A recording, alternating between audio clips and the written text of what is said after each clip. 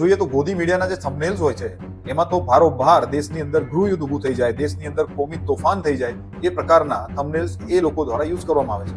યુપીના election વખતનો એક video, Amit શાહનો જે video હતો તે 4 PM એક્સપોઝ કરી દીધો. ચુનાવી રેલીમાં કોઈ નથી આવતું, એનો સાફ મતલબ છે કે લોકો તમને પસંદ નથી કરતા, છતાં પણ ત્યાં બીજેપી જીતી જાય છે. નાના માણસોના વરઘોડા કાઢવા, એમને મારવા, પણ મોટા મોટા જે બાગડ બિલ્લાઓ છે તેમને માન અને સન્માનપૂર્વક જેલમાં લઈ જવા, જેલમાં બધી સુવિધાઓ પૂરી પાડવી.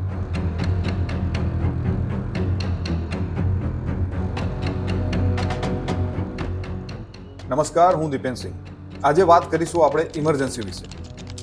ઇમરજન્સી એ નહીં જે 1975માં લાગી હતી, પણ એના જેવી જ એક ઇમરજન્સી જે અત્યારે 2014 પછી ચાલુ થઈ ગઈ હતી અને અત્યારે તેની એકદમ પીક ઉપર છે.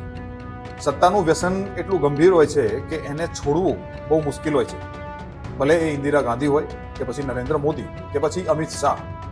વ્યક્તિ જ્યારે લાંબા સમય સુધી સત્તા ઉપર ટકી રહે છે ત્યારે એને છોડી નથી શકતો. અને આપણા નરેન્દ્ર મોદી છેલ્લા 25 વર્ષથી સત્તાના ઉચ્ચ પદ ઉપર બેસવાના આદિ થઈ ગયા છે અને હવે એમનાથી સત્તા છૂટે એમ નથી. અને સાથે સાથે એમના ભૂતકાળની વાત કરીએ તો કહેવાય છે કે એમનો અને અમિત શાહનો ભૂતકાળ ઘણો બધો મેલો છે અને તેમના સાથીદારો પણ આ મેલા ભૂતકાળના એટલા જ ભાગીદાર છે જેટલા આ બંને છે. તો ચાલો સમજવાની કોશિશ કરીએ કે કેવી રીતે હાલની જે પરિસ્થિતિઓ છે, ભારતની જે સામાજિક અને રાજકીય પરિસ્થિતિ છે એ 1975ના ઇમરજન્સી કાળ જેવી જ કેવી રીતે છે. સ્વાગત છે તમારું જાગો ઇન્ડિયાની યુટ્યુબ ચેનલમાં. અને આપણે આજે વાત કરીએ છીએ મોદી ઇમરજન્સી કાળની.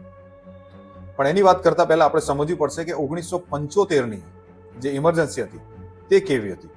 તો 1975ની ઇમરજન્સીમાં 4 પ્રકારના જબરજસ્ત દબાવ ઊભા કરવામાં આવ્યા હતા. પહેલો દબાવ હતો વિપક્ષના નેતાઓ પર કાર્યવાહી કરવાનો. બીજો મુદ્દો હતો મીડિયા પર સીધો પ્રતિબંધ નાખવામાં આવ્યો હતો. ત્રીજો આઘાત હતો સરકારી સંસ્થાઓ ઉપર પૂરેપૂરું નિયંત્રણ હતું ઇન્દિરા ગાંધીનું. અને ચોથું સામાજિક દમન, એટલે કે સમાજમાં જે જયપ્રકાશ નારાયણનું આંદોલન ચાલી રહ્યું હતું એ આંદોલનને દબાવવા માટે પૂરેપૂરો પ્રયાસ કરવામાં આવ્યો. અને આજે જે રાજકીય માહોલ છે તે અદ્દલ 1975ની જે ઇમરજન્સી હતી તે જ પ્રકારનો છે. પણ એ ઇમરજન્સી 21 મહિના ચાલી હતી અને આ ઇમરજન્સી 2014 પછી સતત ચાલી રહી છે. પણ ધીરે ધીરે કરીને સમાજ પર આ ઇમરજન્સી લાગુ કરવામાં આવી છે, જેથી કોઈને ખબર ના પડે કે અમે ઓલરેડી ઇમરજન્સીના માહોલમાં છીએ. તો 1975ની ઇમરજન્સીની જેમ જ 2014માં મોદી શાસન ચાલુ થયા બાદ સૌથી પહેલી કાર્યવાહી વિપક્ષના નેતાઓ ઉપર કરવામાં આવી. એમને પકડીને ઈડી, આઈટી એવી સંસ્થાઓના દબાવથી કેસો કરવામાં આવ્યા એમની ઉપર અને એમને પકડીને જેલમાં નાખી દેવામાં આવ્યા. અને જેલમાં નાખ્યા બાદ તેમની ઉપર દબાવ કરવામાં આવ્યો કે અમારી પાર્ટીને જોઈન કરી લો અથવા તો જેલમાં રહો અને સત્તા ભૂલી જાઓ. અને થયું એવું કે જેટલા પણ દાગી નેતાઓ હતા તેઓએ બીજેપીને જોઈન કરી લીધી અને બીજેપીના વોશિંગ મશીનમાં ધોવાઈને એરિયલમાં ધોવાયા હોય તેવા એકદમ ચોખ્ખા ચણાક થઈ ગયા. 2014 પછી મોદી શાસનમાં સૌથી પહેલો કંટ્રોલ કરવામાં આવ્યો મીડિયા ઉપર. મીડિયાને ટોટલી ઈડી, આઈટી જેવી સંસ્થાઓથી બીવડાવવામાં આવી અને ત્યારબાદ એમને કહેવામાં આવ્યું કે જો તમારે તમારું અસ્તિત્વ ટકાવી રાખવું હોય તો બીજેપીને જોઈન કરી લો અને બીજેપીના ભક્ત બની જાઓ. અને થયું પણ એવું જ. તમે જુઓ છો કે નેશનલ ટીવી મીડિયાની જેટલી પણ મોટી ચેનલો હતી તે લોકોને શરણે બીજેપીના જવું જ પડ્યું. અને અત્યારે તેઓ પૂરજોશમાં મોદી સરકારની ભક્તિ કરતા તમને દેખાઈ જ આવે છે. और मैं ये कहती हूँ कि बहुत थकान होगी, अभी नहीं होगा. सच बताइए, why don't you get tired? आप थकते क्यों नहीं हैं? आपको मजा आता है काम करने में या कोई टॉनिक वगैरह आप ले रहे हैं? क्या राज क्या है? અને સાથે સાથે તમે જોયું પણ હશે કે જે ચેનલો તેના તાબે નથી થતી તેમને અંબાણી અને અદાણી દ્વારા ખરીદી લેવામાં આવી. આની સાથે સાથે સરકારી સંસ્થાઓ એટલે કે ઈડી, આઈટી, સીબીઆઈ, સીઆઈડી આવી જેટલી પણ મોટી સંસ્થાઓ હતી જે એકચ્યુઅલી સંવિધાનિક સંસ્થાઓ કહેવામાં આવે છે, જેમનું કામ છે આ સિસ્ટમને મેન્ટેન રાખવાનું, આ નેતાઓને કંટ્રોલમાં રાખવાનું. પણ આ બધી જ સંસ્થાઓને ઓલરેડી પહેલાથી જ આની અંદર લેભાગુ અને ભ્રષ્ટાચારી નેતાઓ હતા જ. અને હવે તેમને એવો બોસ પણ મળી ગયો કે જે તેમને ખુલ્લી છૂટ આપે અને ત્યારબાદ નેતાઓને, ત્યારબાદ સંસ્થાઓને અને મીડિયાઓને કેવી રીતે દબાવીને કંટ્રોલમાં કરવામાં આવ્યા તે તમે સૌ જાણો છો. રહ્યું જે ચૂંટણી કમિશનર હતા તે ચૂંટણી કમિશનને પણ આ લોકોએ પોતાના કાયદા પ્રમાણે ઢાળી દીધું અને કાયદામાં એવો ચેન્જ કરી દીધો પોતાની બહુમતીના જોરે કે જે 3 વ્યક્તિઓ હતા ચૂંટણી કમિશનરને ચૂંટવાવાળા, એમાંથી 2 વ્યક્તિઓ તો શાસિત પક્ષના રહી ગયા, એટલે કે બીજેપીના રહી ગયા. તો ખાલી જનતાને બતાવવા માટે આવું બધું કરવામાં આવ્યું કે ભાઈ જુઓ, અમે તો લોકશાહીની રીતે જ ચૂંટણી કમિશનરને પસંદ કરીએ છીએ, પણ ખરેખર જોવા જઈએ તો આમાં કોઈ લોકશાહી છે જ નહીં, આમાં તો તાનાશાહી જ છે. બીજેપી સરકાર જ નક્કી કરે છે કે કોણ ચૂંટણી કમિશનર બનશે અને કોણ નહીં બને. હવે આ દેશમાં માત્ર સુપ્રીમ કોર્ટ જ રહી ગઈ છે કે જે આ લોકોને કંટ્રોલ કરી શકે છે, પણ હવે આ સુપ્રીમ કોર્ટની સામે પણ બીજેપી સરકારે એટલે કે મોદી સરકાર અને તેના અંધભક્તોએ બાયો ચડાવી છે. ચોથું લક્ષણ છે જે 75ની ઇમરજન્સી સાથે એકદમ મેળ ખાતું છે, એ છે સામાજિક દમન. જે રીતે 75ની અવધિમાં જયપ્રકાશ આંદોલનને દબાવવા માટે લોકોને જેલમાં નાખવામાં આવ્યા, આંદોલનકારીઓને પકડીને સીધા વિના કોઈ કારણે જેલમાં મૂકી દેવામાં આવતા હતા, એ જ રીતે સેમ અત્યારે હવે અહીં પરિસ્થિતિ શરૂ થઈ ગઈ છે. તમે જોઈ શકો છો કે કિસાન આંદોલન થયા, પહેલવાન દીકરીઓએ, આપણા એથ્લેટિક્સોએ આંદોલનો કર્યા, કોઈ રિઝલ્ટ નહીં, કોઈની વાત સાંભળવામાં ના આવી. ત્યારબાદ મન ફાવે ત્યારે લોકોના ઘર પર બુલડોઝર ચલાવી દેવું, ત્યારબાદ નાના માણસને વરઘોડા કાઢવા. એ તો તમે જોયું જ હશે, ગુજરાતની અંદર આ ટ્રેન્ડ ચાલુ થયો છે. યુપી અને ગુજરાત આ બંને એક સાથે અત્યારે ચાલી રહ્યા છે કે નાના માણસોના વરઘોડા કાઢવા, એમને મારવા, પણ મોટા જે બાગડ બિલ્લાઓ છે તેમને માન અને સન્માનપૂર્વક જેલમાં લઈ જવા, જેલમાં બધી સુવિધાઓ પૂરી પાડવી, આ બધું કામ અત્યારે ચાલી જ રહ્યું છે છેલ્લા 10 વર્ષમાં. એવું નથી કે પહેલા નહોતું ચાલતું, 2014 પહેલા પણ ચાલતું હતું, પણ 2014 પછી આ વસ્તુ એટલી હદે વધી ગઈ છે કે લોકો અહીંથી આપણા દેશના પૈસા લૂંટીને વિદેશમાં જઈ રહ્યા છે, અને વિદેશમાં ગયા પછી પણ એમનું કાંઈ જ થતું નથી. ઇવન તાજા સમાચાર મુજબ મુંબઈની અંદર ઈડીની ઓફિસમાં આગ લાગી જાય છે. આ એ જ ઈડીની ઓફિસ છે જ્યાં નીરવ મોદી અને મેહુલ ચોકસી જેવા, છગન ભુજબળ જેવા નેતા, આ લોકોના કાળા ચિઠ્ઠા બધા ત્યાં પડ્યા હતા, અને એ બધા જ ડોક્યુમેન્ટ બળીને સળગાવી દેવામાં આવ્યા એવું કહી શકાય. કારણ કે રાતના 2:30 વાગે લાગેલી આગ સવારના 12 વાગ્યા સુધી ચાલવા દેવામાં આવી, અને એવી કોઈ એક્શન ના લેવામાં આવી કે જેથી આગ ત્વરિત કાબૂમાં લાવી શકાય. અને બીજું એક ખાસ લક્ષણ જે તમે ઇમરજન્સી સમયને અત્યાર સાથે કમ્પેર કરી શકો છો, એ છે ઇન્દિરા ગાંધીની એક ફેલાવેલી માનસિકતા કે ઇન્ડિયા ઇઝ ઇન્દિરા અને ઇન્દિરા ઇઝ ઇન્ડિયા. એક નેરેટિવ બનાવવામાં આવ્યું જેનાથી લોકો ઇન્દિરાને એક્સેપ્ટ કરી લે, અને એ જ પ્રકારનું નરેટિવ 2019ના ઇલેક્શન બાદ બનાવવામાં આવી રહ્યું છે કે મોદી ઇઝ ઇન્ડિયા અને ઇન્ડિયા ઇઝ મોદી, કે મોદી નોન બાયોલોજિકલ છે, મોદી વિષ્ણુના અવતાર છે, અને તમે એમના ઘણા બધા ભક્ત નેતાઓને આ વસ્તુ કહેતા જોયા પણ હશે. અને મોદીને એવી રીતે રિપ્રેઝેન્ટ કરવામાં આવ્યા છે કે જાણે મોદી જ આ એક માત્ર દેશનો ઉદ્ધાર કરવા માટે જન્મ લઈને અહીંયા આવેલા છે. जिनका नाम नरेंद्र है, विष्णु के नाम पर जिनका नाम है, ये कहा जा सकता है वो भी उनके ही अंश हैं जो हम सबका पालन करते हैं.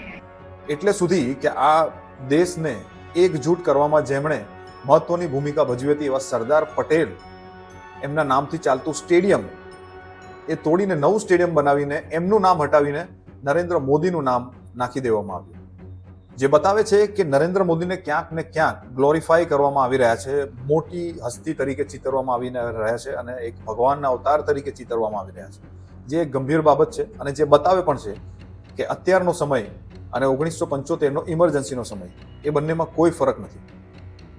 મોદીની ઇમરજન્સીનું હવે સત્તાવાર એક રીતે કહી શકાય કે ઉદ્ઘાટન થઈ ચૂક્યું છે, કારણ કે તમે અત્યારે જોયું હશે કે 4 PM નેશનલ યુટ્યુબ ચેનલ તાત્કાલિક ધોરણે બંધ કરી દેવામાં આવી.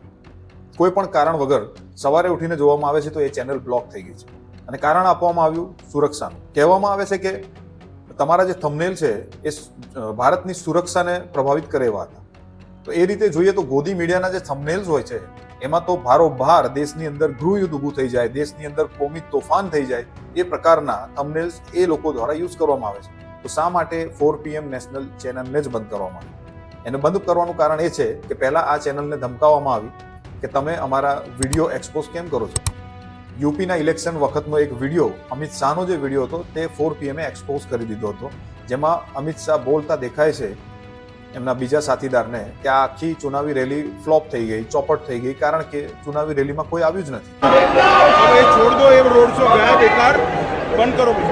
તો ચુનાવી રેલીમાં કોઈ નથી આવતું એનો સાફ મતલબ છે કે લોકો તમને પસંદ નથી કરતા, છતાં પણ ત્યાં બીજેપી જીતી જાય છે. તો કારણ શું? હવે આ વિડીયો એક્સપોઝ થતા એ કારણ ખુલ્લું પડી જાત કે લોકોના પસંદ ના હોવા છતાં પણ બીજેપી જીતે છે, મતલબ ઇલેક્શન કમિશનમાં ક્યાંક ને ક્યાંક ધાંધલી કરવામાં આવે છે. અને આ વાતથી નારાજ થઈને એમણે 4 PM પર દબાણ કર્યું, એમને ધમકાવ્યા, પણ 4 PM ડર્યું નહીં, અને છેવટે તેમની ચેનલ બ્લોક કરી દેવામાં આવી. ત્યારબાદ નેહા રાઠોડ નામની જે મહિલા છે, જે યુપીના જ છે, અને તેમણે જબરજસ્ત રીતે બીજેપીના કાંડ ખુલ્લા પાડ્યા છે, એમને પ્રશ્નો કરે છે. આવી વ્યક્તિને પણ હાલમાં જ લખનૌમાં એમના વિરુદ્ધ એક FIR કરવામાં આવી, જે બતાવે છે કે હવે નરેન્દ્ર મોદી સાહેબની ઇમરજન્સી પીક ઉપર આવી ગઈ છે. અને બીજું એક ખાસ કારણ છે કે આ થવાનું કારણ શું, આવા અઘરા સ્ટેપ્સ, આવા જબરજસ્ત સ્ટેપ્સ લેવાની જરૂર શા માટે પડી? કારણ કે અત્યારની મોદી સરકાર ઉપર પુષ્કળ દબાણ કરવામાં આવી રહ્યું છે કે તેઓ સત્તા છોડે. કારણ કે RSS બીજેપીના અધ્યક્ષના ચુનાવ કરવા માટે પુષ્કળ દબાણ કરી રહી છે અમિત શાહ અને મોદી ઉપર. હવે બીજેપીની અંદર બે ટુકડા ઓલરેડી થઈ ચૂક્યા છે, જેમ મેં મારા પાછલા વિડીયોમાં પણ જણાવ્યું હતું. એક ટીમ છે બીજેપીની, અમિત શાહ અને મોદીની ટીમ, અને બીજી RSSની ટીમ. આ સેમ વસ્તુ થઈ હતી 75ના કોંગ્રેસના સમયમાં, ઇમરજન્સીના સમયમાં, કે ત્યારે પણ સિન્ડિકેટ કોંગ્રેસ અને ઇન્દિરા કોંગ્રેસ, આ રીતે એક કોંગ્રેસ ચાલતી હતી. કોંગ્રેસના બે ભાગ પડી ગયા હતા. તો એવી જ વસ્તુ અત્યારે થઈ રહી છે. અને એવામાં થાય છે પહેલગામનો હુમલો. અને ક્યાંક પહેલગામ જે આતંકવાદી હુમલો થયો એનો ફાયદો આ બીજેપી સરકાર અને અમિત શાહ અને નરેન્દ્ર મોદીની જોડી ઉઠાવતી દેખાઈ રહી છે, અને પોતાને RSSથી બચાવી રહી હોય તેવું લાગી રહી છે. તમે જોયું હશે કે પહેલગામ આતંકવાદી હુમલો થયા બાદ નરેન્દ્ર મોદી 2 જ દિવસમાં ચૂંટણી પ્રચારમાં લાગી જાય છે બિહારમાં, અને પોતાની જવાબદારીથી ભાગી રહ્યા છે. યાદ કરો 26/11નો એ મુંબઈ પર થયેલો આતંકવાદી હુમલો. ત્યારે તે વખતના ગૃહપ્રધાન શિવરાજ પાટીલે નૈતિકતાના ધોરણે પોતાનું રાજીનામું આપી દીધું હતું. પણ અમિત શાહ, આપણા ગૃહમંત્રી, 2019માં પણ પુલવામા એટેક થયો, ત્યારબાદ અત્યારે પહેલગામનો જે એટેક થયો, છતાં પણ નફટાઈથી પોતાની ખુરશી પર ચોંટી રહ્યા છે. તો આ જ બતાવે છે કે અમિત શાહ અને નરેન્દ્ર મોદી કેટલા બધા સત્તા પ્રેમી વ્યક્તિ છે. દેશની જનતાને માન ના આપીને પોતાની સ્વાર્થને, પોતાની ઈચ્છાઓને, પોતાની લાલસાઓને માન આપી રહ્યા છે, અને દેશની જનતાની જે ઈચ્છા છે તેને સંપૂર્ણપણે નેગ્લેક્ટ કરી રહ્યા છે, ઇગ્નોર કરી રહ્યા છે. પહેલગામના હુમલા બાદ પણ તમે જોયું હશે કે એમણે માત્ર વાતો કરી, જુમલા કર્યા કે પાકિસ્તાનનું પાણી વાળી લઈશું, એમને તરસ્યા મારી દઈશું, જ્યારે એ પોતે જાણે છે કે એવી કોઈ સગવડ આપણી પાસે નથી કે રાતોરાત એનું પાણી બંધ કરી દેવાય, રાતોરાત એના પાણી તમારા ફાર્મ હાઉસમાં કે તમારા મોંઘા મોંઘા પ્રોપર્ટીઓના ટાંકામાં તો ભરી નહીં શકવાનું. પણ છતાંય આવા જુમલા આપવામાં આવે છે. અને હવે બીજો એક જુમલો ઉમેરી દેવામાં આવ્યો છે કે જાતિ પ્રમાણે જનગણના કરવામાં આવશે. હવે આ જે જાહેરાત કરવામાં આવી છે એની પાછળ સાફ દેખાય છે કે બિહારનું ઇલેક્શન આવે છે, અને ત્યાં પણ કોંગ્રેસ જાતિ જનગણના કરાવવાની માંગ કરી રહી હતી. અને આ પાસું પોતાના પક્ષમાં લેવા માટે નરેન્દ્ર મોદીએ આ જાહેરાત કરાવી દીધી. હવે અત્યારે આ જાહેરાત મહત્વની હતી કે પહેલગામ આતંકવાદના જે હુમલા થયા તેનો પ્રતિકાર કે તેનો જવાબ આપવાનું એ વધારે મહત્વનું હતું. તો આ રીતે આપણે સાફ સમજી શકીએ છીએ કે ઇમરજન્સી લાગુ થઈ ચૂકી છે, અને આ ઇમરજન્સીને આપણે નામ આપી શકશું મોદી ઇમરજન્સી. અને હવે આ ઇમરજન્સીની ચરમસીમા દેખાઈ રહી છે, અને ટૂંક સમયમાં એવું લાગી રહ્યું છે કે જે લોકો આ ઇમરજન્સીનો વિરોધ કરશે એ લોકોને પકડીને જેલમાં 100% નાખવામાં આવશે. કારણ કે આસામની અંદર પણ જે લોકોએ પહેલગામ હુમલા વિશે પ્રશ્ન પૂછ્યા હતા એવા 16 કોંગ્રેસી નેતાઓને પકડીને જેલમાં નાખી દેવામાં આવ્યા છે. તો તૈયાર રહેજો આ દેશની લોકશાહીને બચાવવા માટે. કદાચ કાલે ઉઠીને તમારે અને મારે પણ જેલમાં જવાનો વારો આવી શકે છે. તો ડરશો નહીં અને લડતા રહેજો, કારણ કે આ ધરતી ઉપર કોઈ નશ્વર નથી. દરેકની સત્તાનો ક્યારેક ને ક્યારેક અંત આવે છે, ચાહે એ સત્તા ઇન્દિરા ગાંધીની હોય કે પછી નરેન્દ્ર મોદીની. ઘણા એવા ડાયા માણસો તમને સલાહ આપતા દેખાઈ આવશે કે મળી જશે તમને કે સત્તા સામે શાણપણ ન કરાય. પણ જો આ સત્તા સામે શાણપણ ન કર્યું હોત તો આજે તમે આઝાદ ન હોત, અને આજે તમે અંગ્રેજોના ઘરના લેટ્રિન સાફ કરતા હોત. પણ જો આ સત્તા સામે શાણપણ ન કર્યું હોત તો આજે તમે આઝાદ ન હોત, અને આજે તમે અંગ્રેજોના ઘરના લેટ્રિન સાફ કરતા હોત. સત્તા સામે શાણપણ કર્યું હતું ગાંધીજીએ, સરદાર પટેલે, ભગતસિંહે, ચંદ્રશેખર આઝાદે, નેતાજીએ. આ દરેક વ્યક્તિઓએ સત્તાની સામે જ શાણપણ કર્યું હતું, અને છેવટે તમને આઝાદી અપાઈ હતી. તો તમારું શું માનવું છે કે શું અત્યારનો જે સમય છે, રાજકીય પરિસ્થિતિઓ છે, એ 1975ના ઇમરજન્સી જેવી છે કે નહીં? તમારું મંતવ્ય જરૂરથી અમને કોમેન્ટમાં જણાવજો, અને મળીશું હવે નેક્સ્ટ વિડીયોમાં નેક્સ્ટ ટોપિક સાથે. જય હિન્દ.